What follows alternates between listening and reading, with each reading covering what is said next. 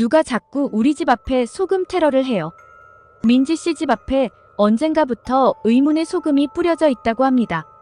치워도 치워도 계속해서 생기는 소금. 경비원에게 확인 요청을 해도 뾰족한 방도가 없어 고통받던 그때. 소금에 관한 진실을 알고 충격받는데 최근 일본은 난카이 대지진 경보부터 태풍 산산까지 각종 자연재해들로 큰 피해들이 생기고 있습니다. 요즘 일본 분위기는 자연재해와 경제 불황이 겹치면서 사람들의 불안감이 커져 있는 상태입니다. 그런 불안감이 때로는 외국인에 대한 적대감으로 나타나기도 하는 상황이라고 하는데요. 이렇게 혼란한 상황에서 일본에 거주하고 있는 한국인 김민지 씨. 과연 어떻게 된 일인지 사연 들어보겠습니다. 구독과 좋아요는 컨텐츠 제작에 큰 힘이 됩니다. 안녕하세요. 도쿄에 살고 있는 28살 김민지입니다. 저는 대학에서 일본어와 무역학을 복수 전공하여 교환학생 프로그램으로 일본에 처음 오게 되었어요. 6개월간의 교환학생 생활을 마치고 한국으로 돌아가서 졸업할 때쯤 일본 대학원 진학을 결심했어요. 국제 비즈니스를 공부하고 싶었거든요. 다행히 도쿄의 한 대학원에 합격해서 2020년에 다시 일본으로 오게 됐어요. 그런데 그때가 코로나가 막 시작될 무렵이었어요.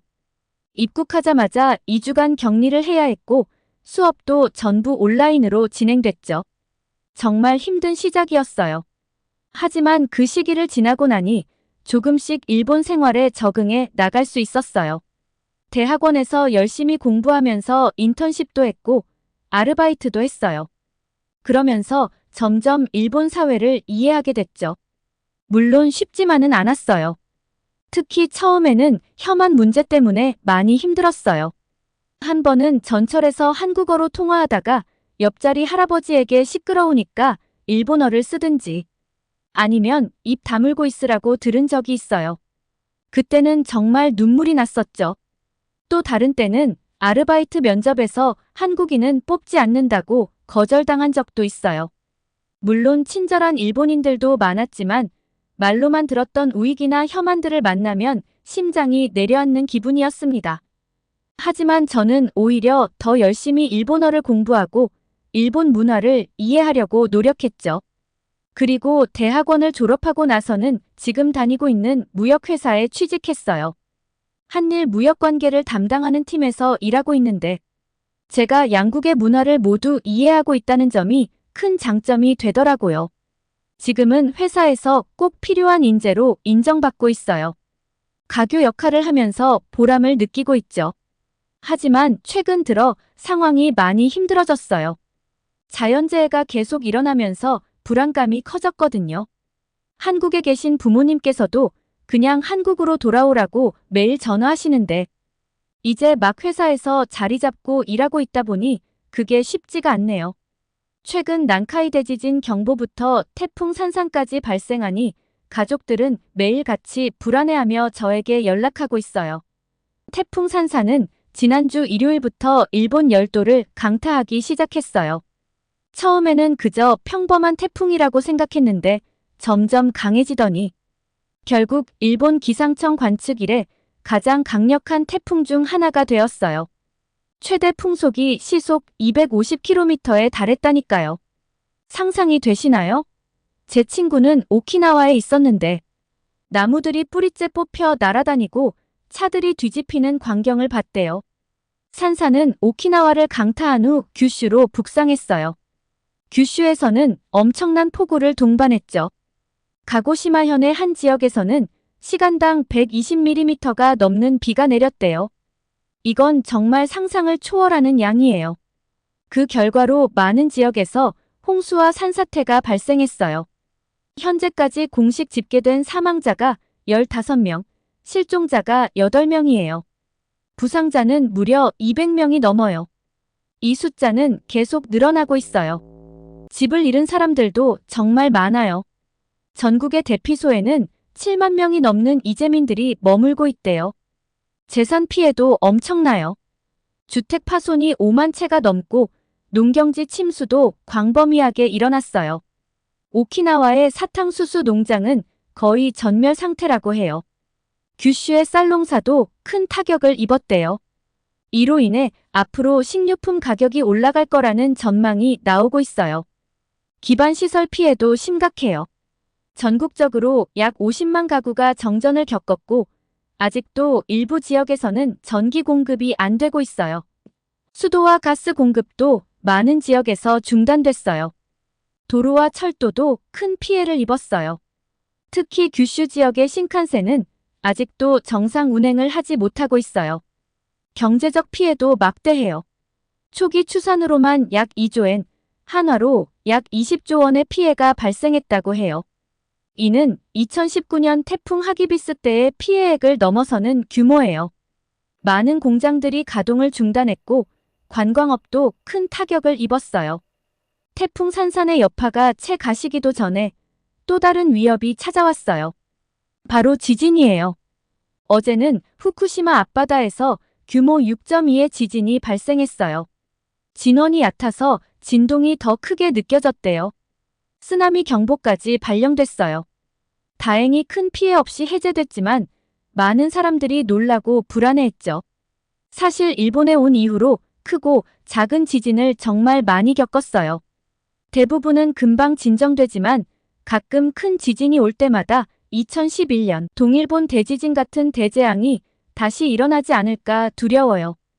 특히 최근에는 지진의 빈도가 높아지고 있어서 더 불안해요. 일본 기상청에 따르면 올해 들어 규모 4.0 이상의 지진이 벌써 100회 넘게 발생했대요. 이는 예년에 비해 20% 이상 증가한 수치예요. 전문가들은 태평양 플레이트의 활동이 활발해지고 있다고 분석하고 있어요. 이로 인해 앞으로 더 큰 지진이 올 수 있다는 예측도 나오고 있어요. 이런 상황에서 일본 정부와 지자체들은 재난 대응 시스템을 총동원하고 있어요. 자위대도 재해 복구 작업에 투입됐어요. 하지만 피해 규모가 너무 커서 복구에 상당한 시간이 걸릴 것 같아요. 거기에다가 SNS를 통해 근거 없는 루머들이 퍼지면서 사회적 혼란을 가중시키고 있어요. 예를 들어 정부가 피해 상황을 축소 보고하고 있다거나 원전에서 방사능 유출이 있었다는 등의 가짜 뉴스들이 돌고 있어요. 이런 상황에서 저희 같은 외국인들은 더 불안할 수밖에 없어요. 언어의 장벽도 있고 문화적 차이로 인한 오해도 생길 수 있으니까요. 실제로 제 주변의 외국인 친구들 중에는 이번 기회에 본국으로 돌아가겠다는 사람들도 있어요. 언제 큰 지진이 올지 모른다는 불안감이 늘 있어요. 게다가 태풍 시즌이 끝나지 않았다고 하니 앞으로가 더 걱정돼요. 이런 상황에서 일상생활을 유지하는 것도 쉽지 않아요. 마트에 가면 생수나 통조림 같은 비상식량들이 항상 품절이에요. 사람들이 불안해서 사재기를 하는 것 같아요. 얼마 전에는 동네 편의점에서 정말 놀라운 광경을 목격했어요. 사람들이 물을 사재기하고 있더라고요. 처음에는 뭔가 특별한 행사를 하는 줄 알았는데 알고 보니 태풍이 온다는 소식에 미리 비축하려는 거였어요. 평소에는 차분하고 질서 있던 일본 사람들의 모습과는 너무 달라서 당황스러웠어요. 저도 처음으로 비상 가방을 준비했습니다.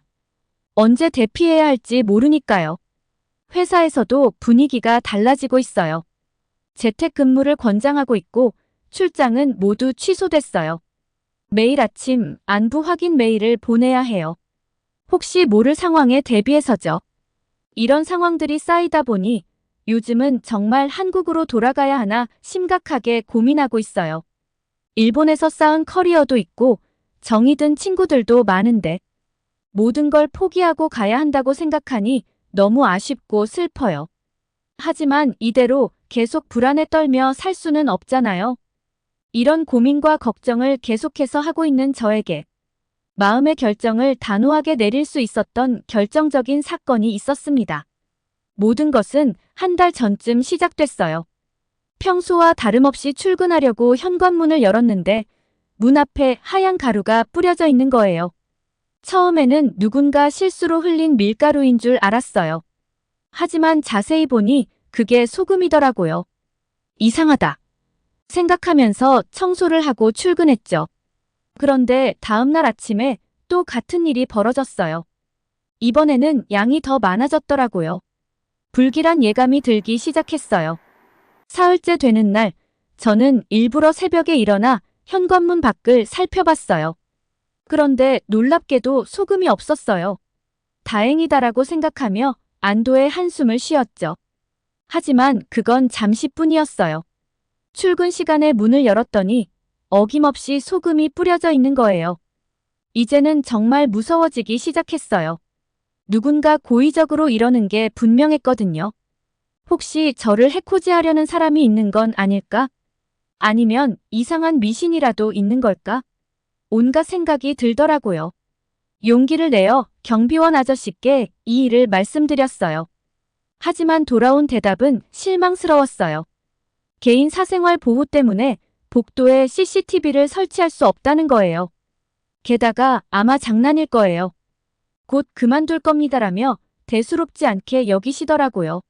하지만 이 소금 테러는 계속됐어요. 매일 아침 현관문을 열 때마다 가슴이 덜컥 내려앉았어요. 어떤 날은 소금이 없어서 안도했다가도 다음 날 더 많은 양의 소금을 발견하곤 했죠. 밤에 잘 때도 누군가 문 앞에서 서성거리는 소리가 들리는 것 같아 잠을 설쳤어요. 이 일이 계속되면서 저는 점점 예민해졌어요. 직장에서도 집중이 안 되고 밤에도 제대로 잠을 잘 수가 없었죠. 친구들에게 이야기했더니 다들 걱정하면서도 그냥 이사 가는 게 어때? 라고 하더라고요. 하지만 전 이대로 도망갈 수는 없다고 생각했어요. 그래서 결심했어요. 꼭 범인을 잡겠다고요. 계획을 세웠어요. 금요일에 회사에 휴가를 내고 목요일 밤부터 현관문 앞에서 잠복하기로 했죠.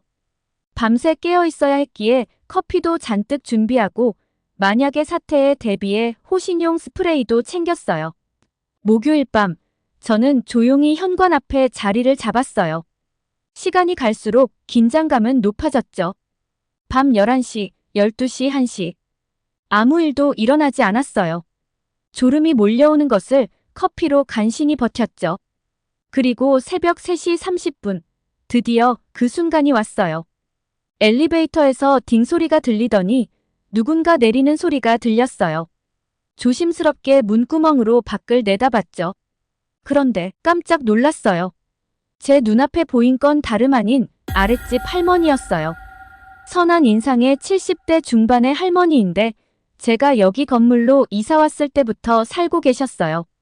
친하진 않지만 가끔 엘리베이터에서 마주치면 선하게 웃어주시던 그런 분이셨어요.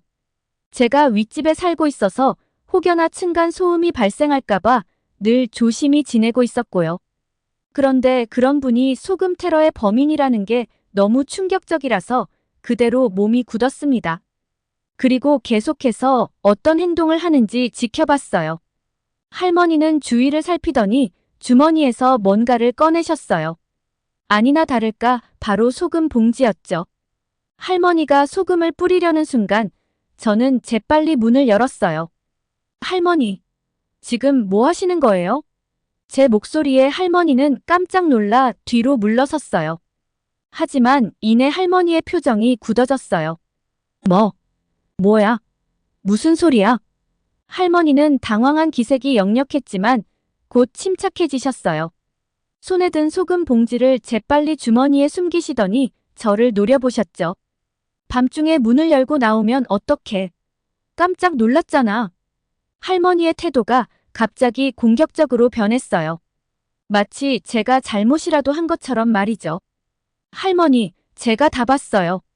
소금 뿌리시는 거. 제 말에 할머니는 잠시 당황하는 듯 했지만 이내 고개를 저으셨어요. 무슨 소리야? 내가 왜 그런 짓을 해? 나이가 들어 눈이 침침해서 그래. 잘못 본 거야. 할머니의 완강한 부인에 저는 당황스러웠어요. 하지만 확실히 본 것이었기에 물러설 수 없었죠.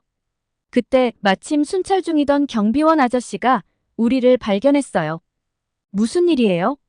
왜 이 시간에 복도에서 이러고 계신 거예요? 경비원 아저씨의 등장에 할머니는 더욱 당황하신 듯 했어요.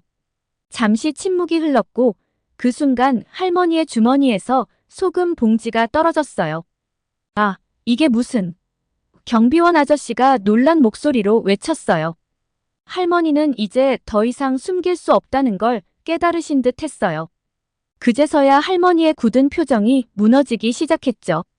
내가 우리 일본을 망치고 있어. 너 같은 한국인 때문에 우리나라에 재앙이 일어나는 거라고. 한국인이 떠나야 일본이 안전해질 수 있어. 할머니의 돌발적인 고백에 저와 경비원 아저씨 모두 할 말을 잃었어요. 그리고 경비원 아저씨에게도 이 한국인을 쫓아내지 않으면 우리 모두 죽을 수도 있다고 말했어요. 경비원 아저씨는 잔뜩 흥분한 할머니를 진정시키고 대화를 시도했습니다. 알고 보니 할머니는 요즘 돌아다니는 가짜뉴스를 듣고 그런 행각을 벌인 거였어요. 귀신을 내쫓을 때 소금을 뿌리는 것처럼 그런 미신을 믿고 저의 집 앞에 계속해서 소금 테러를 한 거죠. 그렇게 천사 같은 얼굴을 하고 있던 분이 이런 일을 꾸미고 있을지는 상상도 못했어요. 일본의 자연재해가 한국인들 때문이라는 터무니없는 소문을 믿고 저를 쫓아내려고 이런 짓을 하셨다는 게 충격과 공포였습니다. 한국인인 제가 이 건물에 살고 있으니 제가 나가지 않으면 이 건물 통째가 피해를 본다고 생각한 거죠. 너무 어이가 없고 화가 났어요. 저도 말 안 되는 소리 좀 하지 말라고 소리쳤는데 이미 그분은 완전히 거짓 소문에 세뇌된 느낌이었어요. 더 이상 이야기가 통하지 않는 것 같았어요. 저의 말은 듣지도 않고 본인의 주장만 계속해서 펼치는 할머니. 경비원 아저씨도 대화가 안 되는 상황이라고 판단하고 일단은 각자 집으로 돌아가자고 얘기했어요. 그리고 계속해서 주시하고 지켜보겠다고 하면서요. 그게 과연 해결될 방안인지 모르겠지만요. 그리고 일단 각자 집으로 들어갔습니다. 사건은 그렇게 일단락되는 듯 했지만 저는 매일 불안에 시달리고 있어요. 최근 일본에서는 자연재해와 경제 불황이 겹치면서 사람들의 불안감이 극에 달했고 이 불안감이 SNS를 통해 엉뚱한 방향으로 표출되고 있다고 하는 기사를 봤어요. 특히 외국인, 그중에서도 한국인들을 향한 적대감이 심각한 수준이에요. 그런데 이런 일이 저한테 일어날 거라고는 생각을 못한 거죠. 그러다 얼마 후 저는 충격적인 트윗을 발견했어요. 일본의 모든 재앙은 한국인들 때문이다. 그들이 우리나라에 저주를 걸고 있다. 이런 내용이었죠. 처음에는 그저 몇몇 사람들의 과장된 주장이라고 생각했어요. 하지만 이 트윗이 순식간에 퍼져나가는 걸 보고 정말 놀랐어요. 해시태그 한국인 추방이 검색어 트렌드에 오르더니 점점 더 과격한 내용들이 올라오기 시작했어요. 한국인들이 사는 지역에서 지진이 더 자주 일어난다. 한국이 일본의 재난을 조작하고 있다. 한국이 일부러 일본의 재앙을 불러오고 있다. 어떤 사람들은 한국이 비밀리에 지진 유발 장치를 개발해서 일본에 사용하고 있다는 음모론까지 퍼뜨리고 있어요. 이런 터무니없는 주장들이 마치 사실인 것처럼 퍼져나갔어요. 더 충격적인 건 이런 가짜 뉴스를 믿는 사람들이 생각보다 많다는 거예요. 심지어 평소에 이성적이라고 생각했던 회사 동료들 중에서도 이런 이야기들을 진지하게 받아들이는 사람들이 있더라고요. 어느 날 회사 휴게실에서 점심을 먹고 있는데 옆자리에서 동료들이 소곤거리는 소리가 들렸어요. 야, 들었어? 우리 회사 근처 한국 식당에서 수상한 의식을 한대. 정말? 어떤 의식인데? 모르겠어. 근데 그 이후로 이 근처에서 미세한 지진이 자주 일어난대. 순간 숨이 멎는 것 같았어요. 그들이 말하는 한국 식당은 제가 자주 가는 곳이었거든요. 그저 평범한 가정식 백반을 파는 작은 식당일 뿐인데. 저도 모르게 끼어들었어요. 저기요, 그건 사실이 아니에요. 제가 그 식당 단골인데 정말 평범한 가게라고요. 제 말에 동료들은 잠시 당황한 듯 했지만 곧 한 명이 냉소적인 표정으로 말했어요. 김 씨는 한국인이니까 그렇게 말하는 거 아니야? 내가 모르는 것일 수도 있잖아. 그 순간 제가 이 회사에서, 아니 이 나라에서 얼마나 고립되어 있는지 실감했어요. 하지만 이건 시작에 불과했어요. 얼마 뒤 정말 끔찍한 일이 일어났거든요. 시노쿠보의 한 한국 식료품에 누군가가 벽돌을 투척해서 전면 유리창을 모두 깨버린 사건이 있었어요. 새벽에 일어난 일로 부상자는 없었지만 이 사건은 일본에 사는 한국인들에게 큰 충격을 안겼어요. 경찰 수사 결과 범인은 SNS에서 퍼진 가짜 뉴스에 자극받아 이런 짓을 저질렀다고 해요. 한국 식품에 일본을 해치는 저주가 들어있다는 허무맹랑한 소문을 믿고 저지른 범죄였죠. 이 사건 이후 일본에 사는 한국인들은 정신적인 스트레스를 많이 받고 있어요. 저도 집으로 돌아가는 길에는 항상 주변을 경계하게 돼요. 누군가 저를 미행하고 있는 건 아닐까? 또 다른 소금 테러나 더 심각한 일이 벌어지진 않을까 하는 생각에 가슴이 두근거리죠. 특히 엘리베이터를 탈 때면 숨이 막힐 것 같아요. 누군가와 단둘이 타게 될까봐 계단을 이용하는 일도 많아졌어요. 밤에 잠을 자기가 더 힘들어졌어요. 자다가도 문 밖에서 들리는 작은 소리에 화들짝 놀라 깨곤 해요. 매일 아침 현관문을 열기 전에는 심장이 터질 것 같아요. 문을 열었을 때 또 소금이 뿌려져 있지는 않을까 하는 걱정에 손이 떨리곤 해요. 직장에서도 집중하기가 어려워졌어요. 동료들의 작은 속삭임에도 혹시 나에 대한 이야기를 하고 있는 건 아닐까 하는 생각이 들어요. 길을 걷다 누군가 저를 빤히 쳐다보면 왠지 모를 적대감을 느끼는 제 모습에 스스로도 놀라곤 해요. 이제는 한국 음식을 먹으러 가는 것도 조심스러워졌어요. 시노쿠보에 갈 때면 주변의 시선이 저를 향하고 있는 것만 같아요. 김치찌개 냄새가 옷에 배어 밖에 나갔을 때 누군가 불쾌해하지 않을까 하는 생각에 음식을 먹고 난 후에는 꼭 향수를 뿌리고 나가요. 이런 제 모습이 한심하게 느껴질 때도 있어요. 이렇게까지 겁먹을 필요가 있나?